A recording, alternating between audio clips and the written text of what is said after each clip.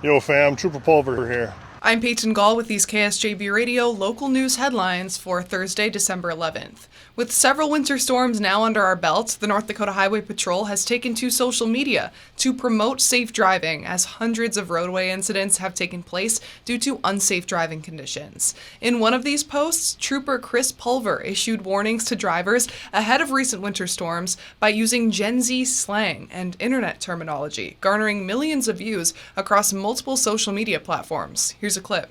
I've been doing this for 27 years, and let me tell you, I'm shook. This winter has been aggressively non-demure.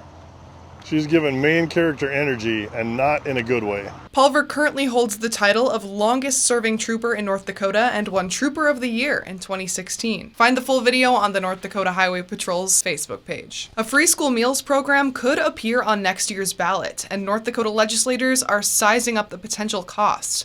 So far, estimates are showing it could cost about $134 million over 2 years, according to reporting by the North Dakota Monitor. The Together for School Meals Coalition submitted a petition November 26th seeking to add a constitutional requirement that all K-12 public schools provide free breakfast and lunch. Linnell Johnson, Director of Child Nutrition for the Department of Public Instruction, says predicting costs is challenging because it's unclear how many students would participate if meals are free. Representative Mike Nath says if the measure passes, the legislature must determine how to fund the sizable sum, with costs potentially growing $6 million to $7 million every 2 years. Lawmakers expressed concern families may stop applying for federal free meal programs, reducing federal reimbursement the state currently receives, more than $38 million last year. North Dakota United President Nick Archuleta supports the measure, saying teachers know how hungry students struggle to focus on schoolwork. The petition needs 31,164 signatures by July 6th to appear on November's ballot. Authorities in Cass County are investigating a deadly house fire south of Horace. The Cass County Sheriff's Office said a 64-year-old woman died after a house fire south of Horace last night. Deputies and firefighters were called a little before 7 p.m. after the homeowner returned and found the house full of smoke. Crews from Southern Valley Fire and Rescue and West Fargo Fire contained the blaze and later found the woman dead inside the home. Her name is being withheld until family is notified.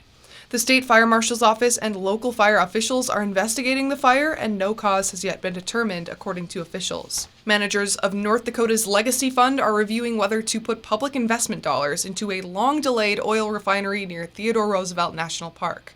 The North Dakota Monitor reports a New York investment firm overseeing part of the Legacy Fund is in the early stages of evaluating a $10 million investment in the Davis refinery. The $1 billion project sits just outside Belfield, a few miles from the park's boundary. The refinery was first proposed in 2016. Meridian Energy Group still holds the air and water permits, but has faced years of delays and financing struggles. The company now says it hopes to break ground in 2026.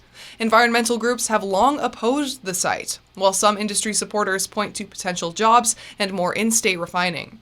A local lawmaker who supports the refinery has also questioned whether the Legacy Fund should back a project still seeking early seed money.